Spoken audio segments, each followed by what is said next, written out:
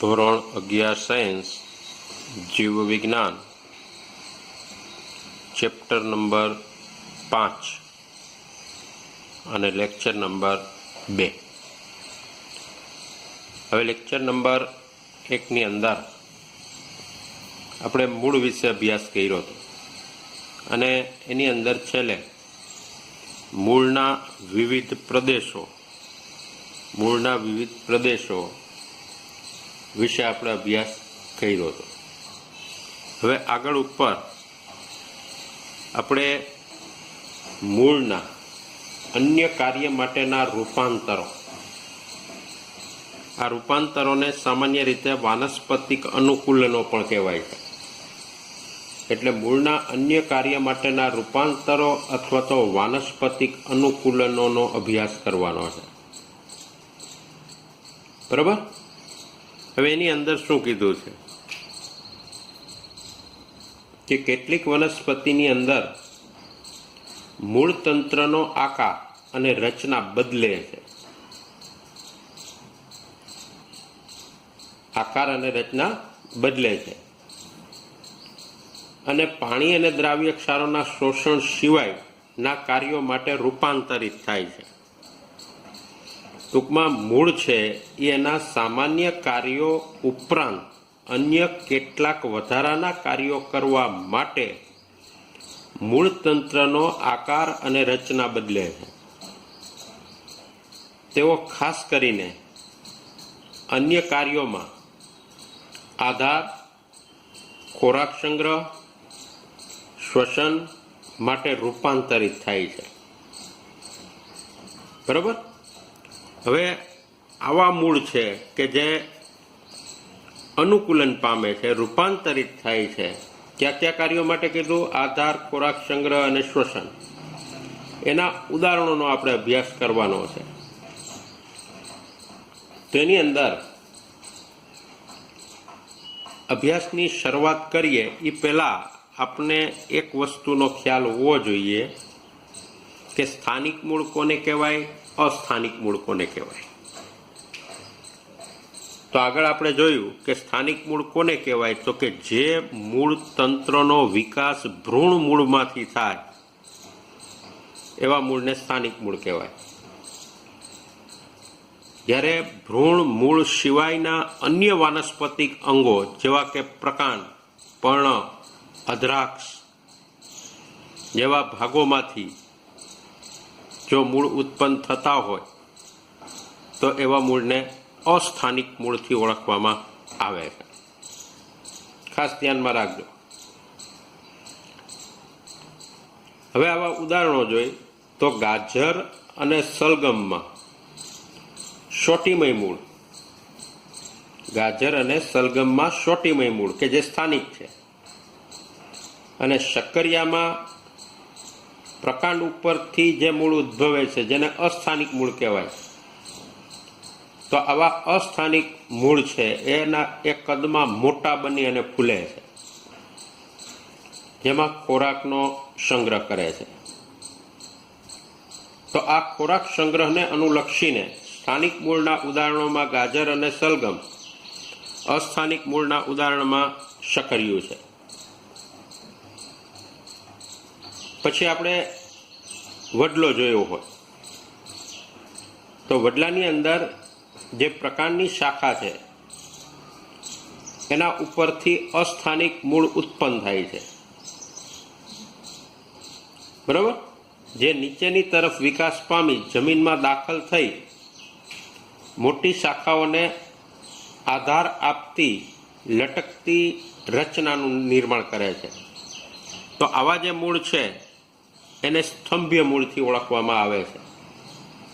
દાખલા તરીકે કબીરવડ. બરોબર? આ જ રીતે મકાઈ અને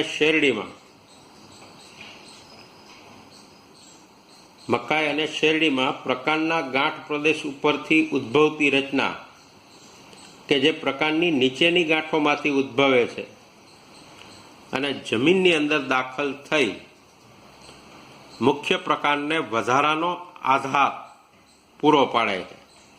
તો આવા જે મૂળ છે એને અવલંબન મૂળથી ઓળખવામાં આવે છે. બરાબર.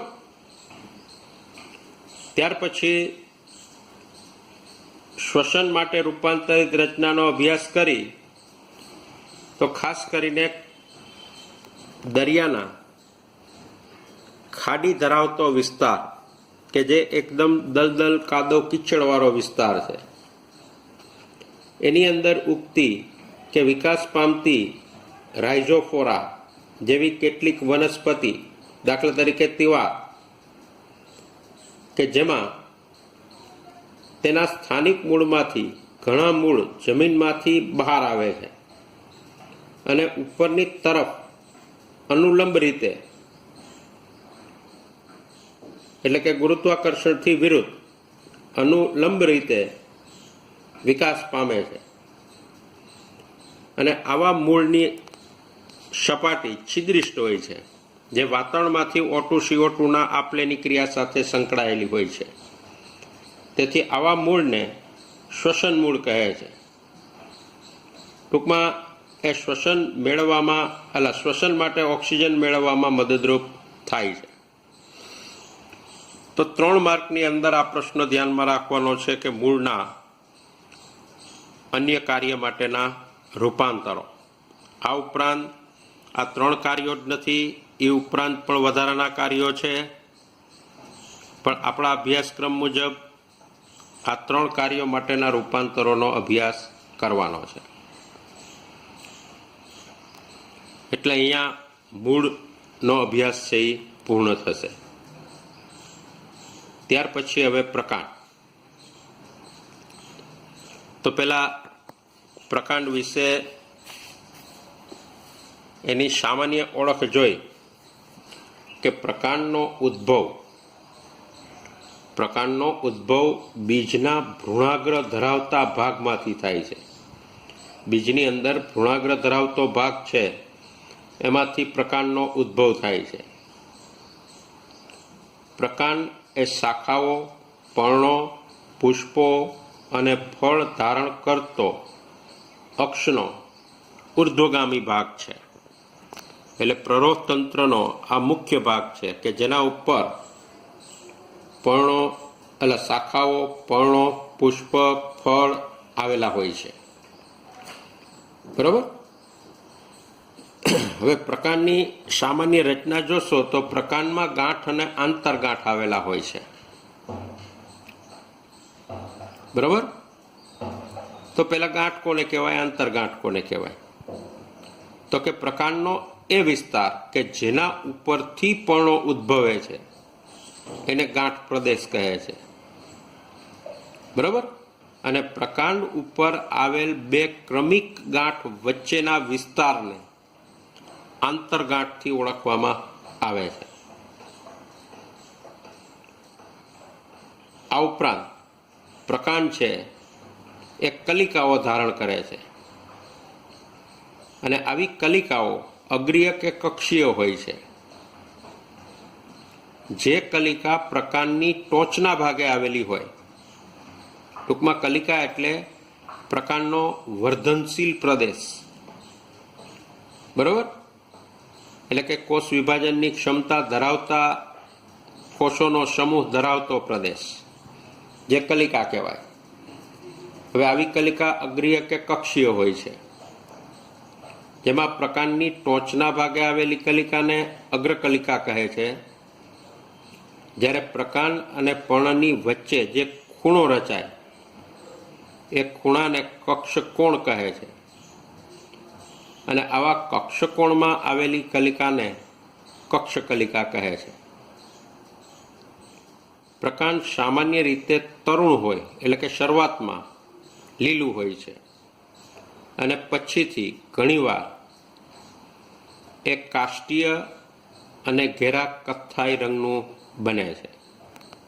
તો આ પ્રકારની સામાન્ય રચનાત્મક માહિતી છે. હવે પ્રકાંડના સામાન્ય કાર્યો જોઈએ તો પ્રકાંડનું મુખ્ય કાર્ય પર્ણ, પુષ્પ અને ફળ ધરાવતી શાખાઓને પ્રસાર કે ફેલાવો કરવાનું છે. બીજું કાર્ય જોઈએ તો કે તે મૂળ દ્વારા શોષાયેલા પાણી અને ખનિજ દ્રવ્યોનું વનસ્પતિના પ્રકાશ સંશ્લેષણ કરતા પદાર્થોનું પર્ણો સુધી વહન કરવાનું કાર્ય કરે છે. આ એના બે મુખ્ય કાર્ય થશે. આ ઉપરાંત પ્રકાંડ ખોરાક સંગ્રહ, રક્ષણ અને વાનસ્પતિક પ્રસર્જનના કાર્યો પણ રજૂ કરે છે. વાનસ્પતિક પ્રસર્જન એટલે વાનસ્પતિક પ્રજનન. વાનસ્પતિક પ્રજનન કોને કહેવાય? તો કે વનસ્પતિના વાનસ્પતિક અંગો જેવા કે પ્રકાંડ, પર્ણ, કલિકાઓ, શાખાઓ, બરાબર, એના દ્વારા નવો બાળ છોડ ઉત્પન્ન થવાની જે ક્રિયા છે એને વાનસ્પતિક પ્રસર્જન કહે છે. આ ખાસ ધ્યાનમાં રાખજો, બરાબર. તો બસ આટલું જ.